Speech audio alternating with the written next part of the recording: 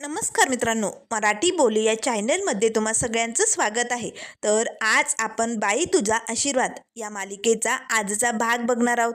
खरं तर आजचा भाग खूपच मजेदार झालेला आहे, कारण आजच्या भागामध्ये आता धोंडी यांना आणि त्यांची मुलं या सगळ्यांनी मिळून आता या विवांचे चांगलेच 12 वाजवलेले आपल्याला बघायला मिळणार आहे. तर आजच्या भागामध्ये सुरुवातीलाच आता इथे अवनी पाण्याच्या हातचा टॉर्च घेते आणि बाथरूमकडे निघालेली असते. त्याच वेळेस आता लगेच राजा आपल्या भावंडांकडे रागाने बघू लागतो. झालं हेच का तुमचं आवरणं, तुमची सिस्टीम? सगळ्या घराला लाईटिंग केली आणि तुम्ही बाथरूममध्ये साधं एक लाईट लावलं नाही. अरे काय म्हणायचं तुम्हाला? ही अशी तयारी असते का कुठे? त्यावर लगेच आता पाण्यामुळे लागतो, तू आम्हाला शिकू नको हा. ते कसं झालंय माहिती? ते बोक्याने मारला बाण आणि दुसऱ्याला शिकवतोय ज्ञान. तू काही केलं? आम्ही तरी एवढं समदक केलंय ना. त्यावर लगेच राजा म्हणू लागतो, मला बोलायचं काम नाही या. तेव्हा धन्या म्हणू लागतो, बोलणार राजा दादा, आम्ही तुला बोलणार. हे बघ, तू जे केलंय ना ते चुकीचं आहे. अरे असं अचानक लग्न केलं, आम्हाला काही कल्पना नाही, काही ठाऊक नाही, आणि तुम्ही निघाल्यानंतर आम्हाला फोन केला. मग आम्ही कसं आवरणार होतो? आपलं घर कसं आहे तुला माहिती आहे ना राजा दादा. आम्ही कसं आणि काय काय करून एवढं सगळं आवराआवरी केली ना, आमची आम्हाला माहिती. खूप काही भोगलंय आम्ही. त्यावर लगेच राजा म्हणू लागतो, गप्प बसा तुम्ही दोघे ना, मला धारेवर घेणं बंद करा. त्यावर लगेच आता पाण्या म्हणू लागतो, घेणारच तुला आम्ही धारेवर घेणार, सोडणार नाही तुला. आता मात्र तिघ भावंडांमध्ये पुन्हा भांडणं जुंपलेली असतात. त्याच वेळेस यशोदादा ओरडतो, थांबा, पोरगी आली घरात, तुम्हाला कळत नाही? अक्कल नाही तुम्हाला? अरे तिने जर ऐकलं तर तिला काय वाटेल?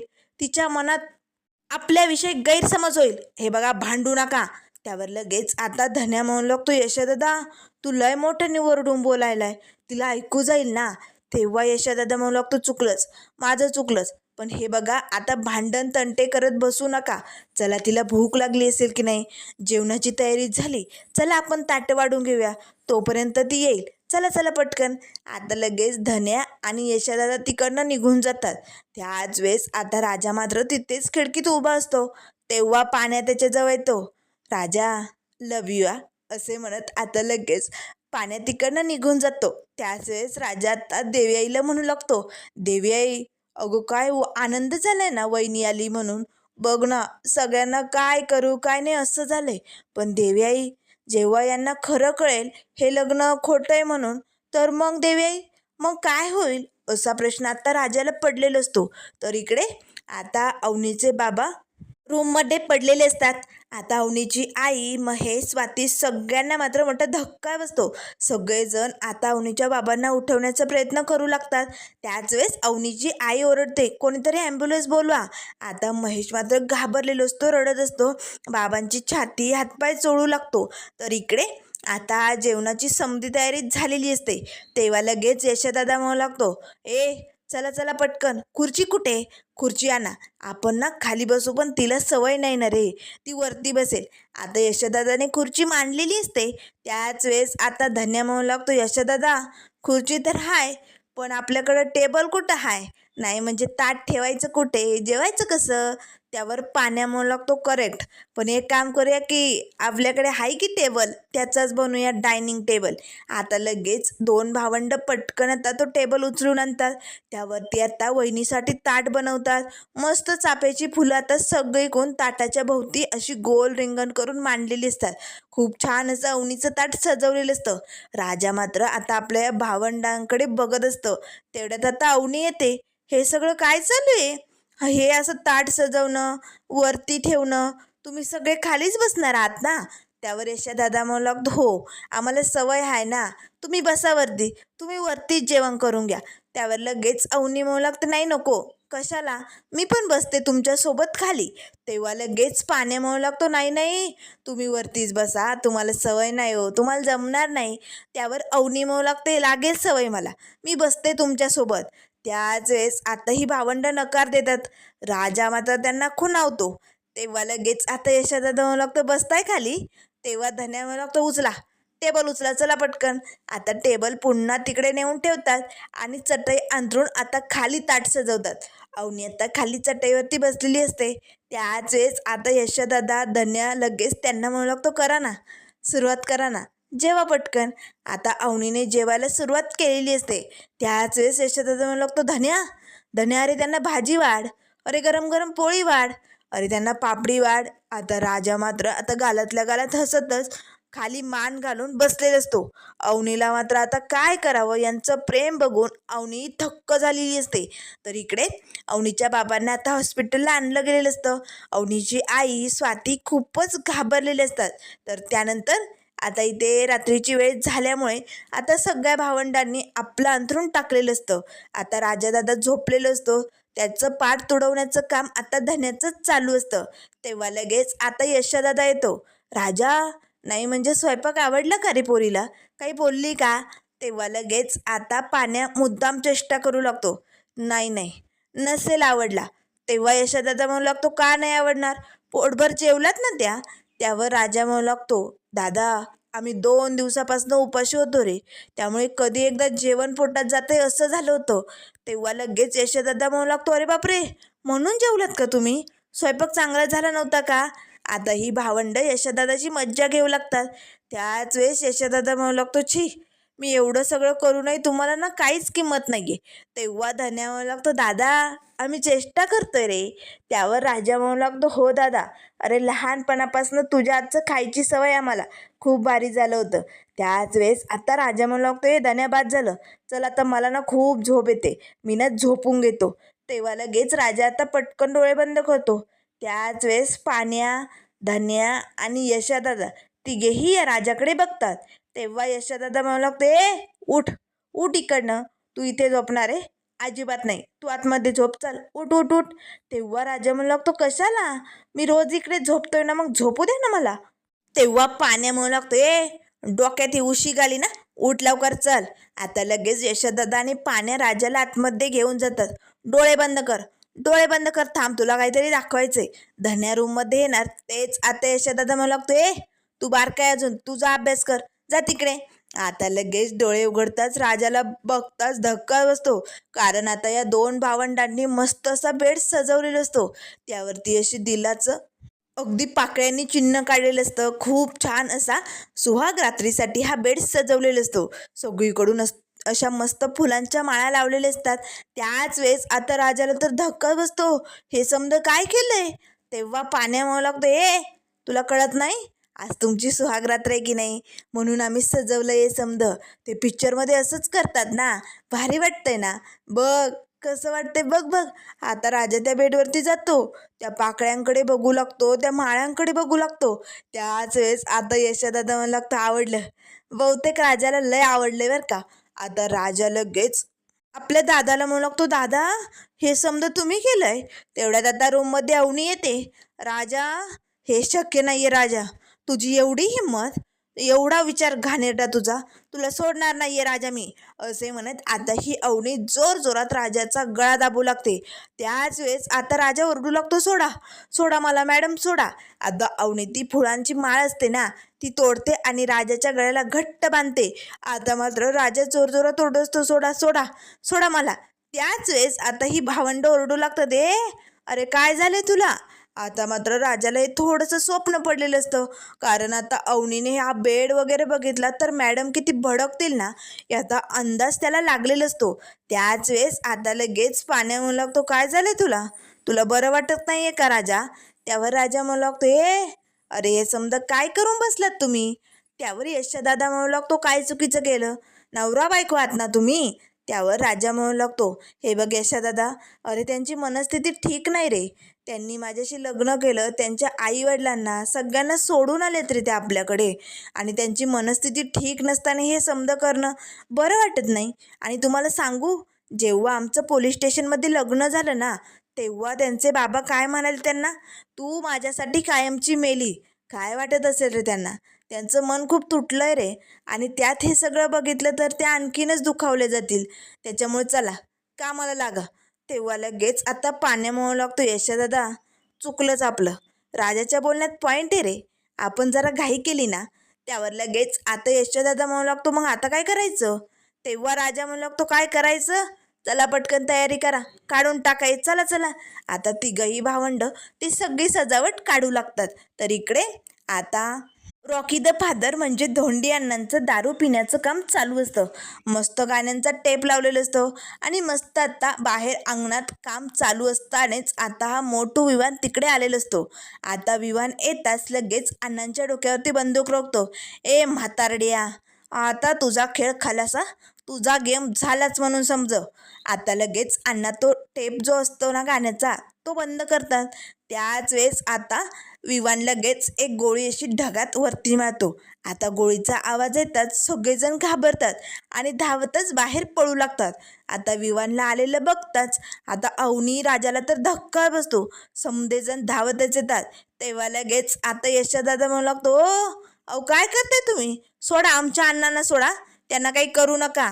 त्यावर लगेच आता विवान म्हणू लागतो, ए दूर राहायचं, दूर राहायचं, नाही तर एकेकाच्या डोक्यात गोळ्या घालेन. या म्हाताऱ्याला सोडणार नाही मी, आता याचा कार्यक्रम होणार. त्याच वेळेस अण्णा म्हणू लागतात, ए गमगम तुम्हाला मारणार. तेव्हा आता हा मोठू म्हणू लागतो, हो थेरड्या, आता तुझा खेळ खलास करणार आहे मी. ए अवनी, आता हा म्हातारा जगत नाही. तेव्हा राजा म्हणू लागतो, ए मोठ्या, विमान तुझं इकडे धडकलं बाई. एक गोष्ट लक्षात ठेव, आमच्या अण्णांना जर काही केलं ना तर तुला इकडनं जिवंत परत जाऊ देणार नाही, मारून टाकेल तुला.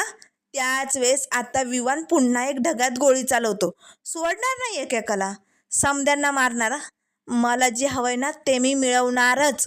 त्याच वेळेस आता गोळीचा आवाज ऐकतात सुलू आत्या, दत्त्या आणि नमी सगळेजण धावतच बाहेर येतात. आता समोर हा दंगाना बघून आता सुलू आत्या तर खूपच खुश होते.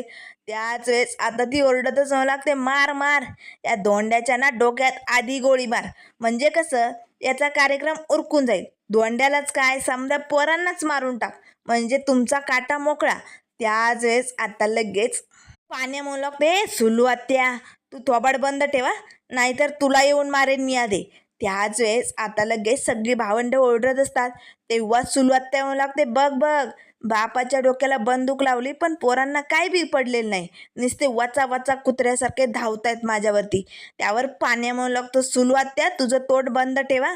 ए मोठ्या, आमच्या अण्णांना सोडा, आधी सोड. तेव्हा विवान म्हणू लागतो, जमणार नाही, आता माझ्या बंदुकीतली गोळी या म्हाताऱ्याच्या डोक्यात जाणार म्हणजे जाणार. त्याच वेळेस यशदादा म्हणू लागतो, ओ दादा, अहो हात जोडतो, अहो मोठ्या घरची माणसं ना तुम्ही, मग कशाला आमच्यासारख्या गरिबांच्या नादी लागताय हो. हे बघा, हे असं बंदूक दाखवून काय बी करता येत नाही हो. त्यामुळे चला, जा तुम्ही, तुम्ही जा, सोडा बरं आमच्या अण्णांना. त्यावर विवान म्हणू लागतो, ए बंद करा, मी काय तुझं लेक्चर ऐकायला नाही आलो, बंद कर तुझं भाषण. आज मी या म्हाताऱ्याला मारणार आणि मगच इकडनं जाणार. तेव्हा अवनी म्हणू लागते, विवान काय करतोय, हे बघ असा वेडेपणा करू नको, सोड त्यांना. त्यावर लगेच आता विवान म्हणू लागतो, सोडू, ठीक आहे सोडतो की, पण अवनी तुला माझं एक काम करावं लागेल, तुला माझ्या सोबत यावं लागेल, तरच या म्हाताऱ्याला आज मी सोडणार आहे, नाहीतर एक एक करून सगळ्यांना मारून टाकेल. त्यावर लगेच आता इकडनं सुलू आत्या म्हणू लागते, ए अरे मग नुसत्या बाता काय ठोकतोय, अरे ठोक ना गोळी, मार एकेकाला, समद्यांना मारून टाक.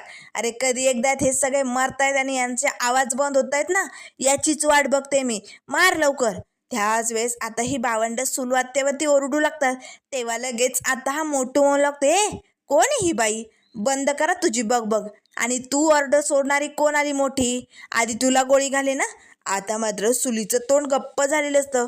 त्याच वेळेस आता लगेच अवनी म्हणू लागते, विवान हे बघ असं काही करू नको, सोड आधी अण्णांना, सोड त्यांना. त्यावर लगेच आता विवान म्हणू लागते, ए अवनी तुझं लग्न माझ्याशी ठरलं होतं, फक्त माझ्याशी, आणि माझ्याशीच होणार तुझं लग्न. चल लवकर माझ्यासोबत घरी चल, तुझ्या बापाला आणि भावाला जे जमलं नाही ना ते मी करणार आहे, चल लवकर घरी चल. तेव्हा लगेच राजा म्हणू लागते, ए तुझं डोकं सटकलंय का, का तुझ्या डोक्यात भेजच नाहीये, तुला बघूनही दिसल्या न सारखं का करतो तू, पोलीस स्टेशनमध्ये पाहिलं ना आमच्या दोघांचं लग्न झालंय, त्यामुळे आता तुझा काही संबंध नाहीये त्यांच्याशी. तेव्हा लगेच विवान म्हणू लागते, ए मला मान्य नाहीये ते लग्न, मानत नाही मी ते लग्न, चलावणी माझ्यासोबत घरी चल. तेव्हा लगेच यशोदादा म्हणू लागतो, ओ आमच्या राजाची बायको आहे ती, तुम्हाला कळत नाही. त्यावर धोंड्यांना म्हणू लागतं, ए माझी सून आहे, या घराची मालकीन आहे ती, माझ्या राजाची झालेली बायको आहे. तुझा आणि तिचा काय बी संबंध नाही. चल निघ. तेव्हा लगेच आता विमान ते म्हाताऱ्या, तुझ्या डोक्यावरती बंदूक लावली तरी टमटम करायला. आता ना तुझ्या डोक्यातच गोळी घालतो. त्याच वेळेस अवनी म्हणू लागते, थांब, विवानाचं काही करू नको. तेव्हा विवान म्हणू लागतो, चल मग अवनी, मला जे हवंय ना ते मला मिळवलाच पाहिजे. मला तू आवडते, माझं तुझ्यावरती प्रेम आहे आणि तुला मिळवल्याशिवाय मी शांत बसणार नाही. त्यावर लगेच आता यशोदादा म्हणू लागतो, ओ दादा, अहो काय करताय तुम्ही? तुमचं प्रेम आहे ना त्यांच्यावरती, मग अहो त्यांच्या शब्दाची किंमत ठेवा. त्या बंदूक खाली घ्या म्हणतायत ना, मग घ्या की बंदूक खाली. अहो प्रेम असं बंदुकीचा धाक दाखवून जबरदस्तीने नाही मिळवता येतो. अहो तुम्ही अशी बंदूक दाखवून लोखंड वाकवालो, पण एका बाईचं मन नाही वाकू शकत. तेव्हा लगेच विवान म्हणू लागते, बकबक्या बंद करत तुझं लेक्चर सांगून ठेवतो. आता मी तुम्हा समद्यांच्या डोक्यात घालून गोळ्या मारीना तुम्हाला सगळ्यांना. त्यावर लगेच आता यशादादा म्हणू लागतो, गप्प बसा, समद्यांना मारायची भाषा करताय? अहो तुमच्या बंदुकीत एवढ्या गोळ्या उरल्या बी नाही, ढगातच सोडल्या 2-3, आणि काय मारणार तुम्ही समद्यांना? हे बघा, तुम्ही आता इकडनं गुमानं घरी जा. त्यावर लगेच आता धन्या म्हणू लागतो, निघ घरी, नाहीतर तुझी अशी धुलाई करून आम्ही. तेव्हा लगेच आता हा विवान मात्र भडकतो, तू माझी धुलाई करणार? तुम्हा सगळ्यांना मारणारा? आता एक एक करून सगळ्यावरती बंदूक धरण्याचं काम या विवानचं चालू असतं. खाली जे अण्णा बसलेले असतात ना, ते मात्र आता शक्कल लढवतात. ते लगेच आता या मोटूचे जे बूट असतात ना, त्यांच्या नाड्या एकमेकांना घट्ट बांधू लागतात. आता या भावंडांचा आरडाओरडा चालू असतो. त्यांचं कुणाचंही आता अण्णांचं काय चालू याकडे लक्ष नसतं, पण धन्याचं आणि या सुलीचं लक्ष गेलेलं असतं. तेव्हा लगेच आता सुली म्हणू लागते, पोरा, अरे मोठ्या, अरे आधी त्या धोंड्याच्या डोक्यात गोळी घाल, नाहीतर तो काय बी करे ना, तो लय डेंजर माणूस आहे, घाल त्याच्या डोक्यात गोळी. तेव्हा लगेच विवान म्हणू लागते, आधी तुझ्या डोक्यात घालेला, मला ऑर्डर देण्याचं काम करू नको, डोक्यात जाशील माझ्या. त्याच वेळेस आता लगेच धन्या म्हणू लागतो, एक मिनिट थांबा. हे बघा, आमच्या अण्णांना मारू नका. तुम्हाला अवनी वहिनीला घेऊन जायचे ना, जा घेऊन, तुमच्याबरोबर घेऊन जा. आता धन्या लगेच अवनीला खुणावतो. अवनीचंही लक्ष आता त्या बुटांकडे गेलेलं असतं. त्याच वेळेस आता लगेच सगळे धन्यावरती भडकतात, धन्या डोक्यावर पडलाय का? ती आपली वहिनी आहे ना, मग तिला का घेऊन जाईल हा मोटू? जमणार नाही. तेव्हा लगेच आता विवान हसू लागतो, अवनी चल लवकर माझ्याकडे, तरच हा म्हातारा वाचेल, नाहीतर याचा गेम झाला. आता लगेच अवनी म्हणू लागते, ठीक आहे विवान, मी तुझ्यासोबत यायला तयार आहे. आता विवान खुश होतो. तेव्हा लगेच पाण्या, राजा सगळे म्हणू लागतात, मॅडम अहो काय करताय तुम्ही? त्यावर अवनी म्हणू लागते, राजा थांब, मी विवान बरोबर जाणार आहे. आता लगेच विवान म्हणू लागतो, चल मग इकडे माझ्याजवळ ये. तेव्हा अवनी म्हणू लागते, येते, पण तू बंदूक खाली घे. आता लगेच इथे विवान म्हणू लागतो, ठीक आहे, तुझ्यासाठी काय पण, बंदूक मी खाली टाकतो. आता लगेच या मोटूने ती बंदूक खाली टाकलेली असते. त्याच वेळेस आता अवनी त्याच्या शेजारी येते. तेव्हा लगेच आता हा विवान हात पुढे करतो, चल आता मी तुला घरी घेऊन जाणार आहे. अवनी आता त्याच्या हातात हात देणार. तेच आता हा मोटू चालायला सुरुवात करतो. त्याच वेळेस आता तो धपकन खाली पडतो. त्याच्या बुटांच्या नाड्या घट्ट बांधलेल्या असतात. तेव्हा लगेच आता तो खाली पडताच अण्णा पटकन बंदूक उचलतात. काय रे, आता मी गोळी चालवणार, बंदूक तर लयच भारी हाय. अण्णा अगदी स्टाईलमध्ये खाली झोपतात आणि विवानवरती बंदूक रोखतात.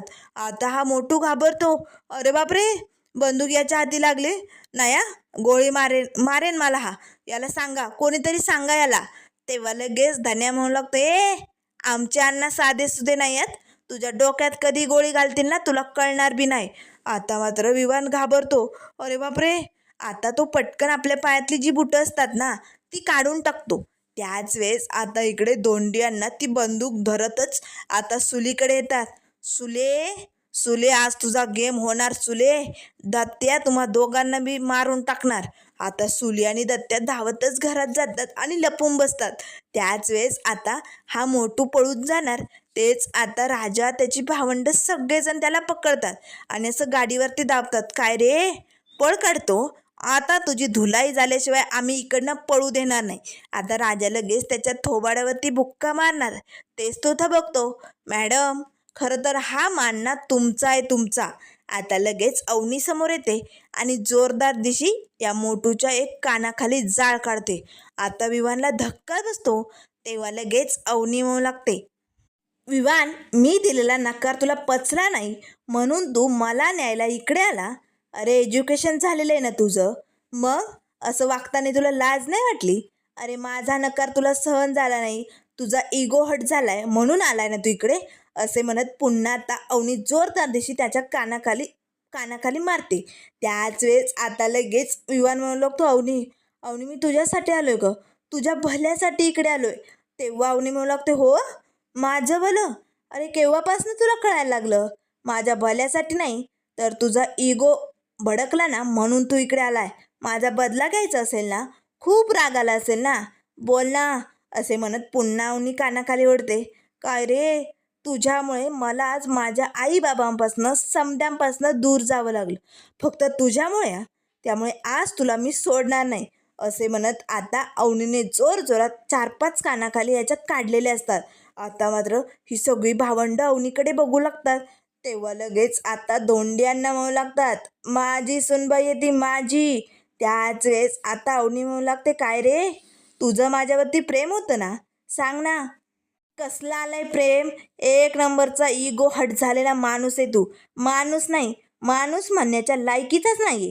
तुझा पुरुषी अहंकार भडकला असेल ना म्हणून आलाय ना तू इकडे. पण आता तुझी गैरसोय होणार नाही. आता बघ, तुझी अशी धुलाई करणार नाही ते सगळे. बघ, माणूस म्हणण्याच्या लायकीचा नाहीये तू. आता मात्र त्याच वेळेस राजा म्हणू लागतो, चल निघ, आता इकडनं निघायचं. हे थोबाड घ्यायचं आणि इकडनं निघायचं. तेव्हा लगेच धन्या आणि पाण्या पटकन त्याच्या अंगातला शर्ट ओढून घेतात. आता मात्र लगेच हा घाबरलेला विवान तिकडनं पळ काढणार. तेच पाठीमागनं धोंडियांना येतात आणि त्याच्या डोक्यावरती बंदूक धरतात. ए मोठ्या, आता मी तुझा गेम खलास करणार. सुरक्षित अंतर ठेव म्हटलं होतं ना मी तुला. कीप डिस्टन्स तुला कळत नाही ना? आता दाखवतोस तुला मी, तुझ्या डोसक्यातच गोळी घालतो, थांब थांब. त्याच वेळेस विवान घाबरतो. आता तिथे जी शिडी असते ना त्यावरती तो चढू लागतो. तेव्हा लगेच धन्या आणि पाण्या पटकन त्याची पॅन्ट ओढू लागतात. आता मात्र त्याची पॅन्ट खाली गळून पडलेली असते. आता विवानला काय करावं काही सुचत नाही. आता राजा पटकन त्याचा कमरेचा बेल्ट काढतो आणि जोरजोरात त्याचे पाय हाणू लागतो. आता विवानला कसं इकडनं पळावं, त्यांच्या तावडीतनं कसं सुटावं ना तेच कळत नाही. कसं बसं आता विवान तिकडनं कल्टी मारून पळालेले असतो. त्याच वेळेस आता लगेच पाण्या म्हणू लागते, ए फुसक्या, अरे तुझे कपडे तर घेऊन जाय, थांब थांब. आता विवान तिकडं अंगणातनं बाहेर पळून जातो. त्याच वेळेस सगळेजण आता त्यावरती हसू लागतात. तेवढ्यात लगेच आता अण्णा म्हणू लागतात, माझी सुनबाई एक नंबर भारी. तेवढ्यात आता लगेच हा विवान थबकतो. खाली एक मोठा दगड पडलेला असतो, तो उचलतो आणि लगेच अवनीला मारणार. तेच आता धन्याचं लक्ष जातं. धन्या पटकन आता आपल्या वहिनीला वाचवायला पुढे येतो. आता तो जोरात येणारा दगड आता धन्याच्या डोक्याला लागलेला असतो. आता धन्याच्या डोक्यातनं लगेच रक्त निघू लागतं. सगळेजण घाबरतात. तेव्हा पाण्या पळतच आता या विवानला पकडायला जाणार. तेच तो आता तिकडनं पळून जातो. तर आता धन्या खाली पडतो. अवनी त्याला पकडते. धन्या, अरे तू ठीक आहेस ना? किती रक्त निघतंय. तुम्ही एक काम करता का यशादादा, पटकन हळद घेऊन येता का? यशादादा पळत जातो, हळद घेऊन येतो. तोपर्यंत अवनी आता लगेच ते रक्त असं आता आपल्या हाताने दाबू लागते आणि आता फुंकर मारत आता धन्याच्या जखमेवरती हळद लावण्याचं काम करते. आता राजा मात्र या अवनीकडे बघत असतो. खरंच अवनी माझ्या भावंडांची किती काळजी घेते, असा प्रश्न आता राजाच्या मनात उभा राहिलेला असतो. तर इकडे अवनीच्या बाबांवरती ट्रीटमेंट सुरू झालेली असते. महेश दरवाज्यातनं डोकावून बघत असतो. अवनीच्या बाबांना अटॅक आलेला असतो. आता ते वाचतील की नाही याची शक्यता नसते. महेश, अवनीचे बाबा ठीक होतील ना असे म्हणत अवनीची आई जोरजोरात रडत असते. तर इकडे आता मित्रांनो पुढील भागामध्ये आपल्याला बघायला मिळेल. आता रात्रीची वेळ झाल्यामुळे आता ही भावंड राजाला म्हणू लागतात, ए तू इकडे झोपायचं नाही, चल निघ, आतमध्ये निघ. अवनी आता आतमध्ये झोपलेली म्हणजे बसलेलीच असते. आता राजा येतो, मॅडम तुम्ही काळजी करू नका, तुम्ही बिनधास्त झोपा, झोपा पटकन. तेव्हा अवनी म्हणू लागते, मला मला इथे झोप कशी येणार आहे, अनोळखी माणसं, अनोळखी ठिकाण. तेव्हा राजा म्हणू लागतो, मॅडम घरात 5 पुरुष आहे म्हणून तुम्हाला घाबरायची गरज नाही आहे. खरं तर ही पुरुष कोण आहेत माहिती? एक मुलीचा बाप असणारे. आणि बाकी त्याची ती सगळी हाताखालची पोरं तुमची भावंडच समजा त्यांना. बघा तुमचं लय भारी रक्षण करतील. त्यामुळे तुम्ही अगदी बिनगोर घोरत पडा, काय बी टेन्शन घेऊ नका. ही जी बाहेर पोरं बसलीत ना, ती तुम्हाला कसला बी धक्का लागू देणार नाही. बिनधास्त झोपा.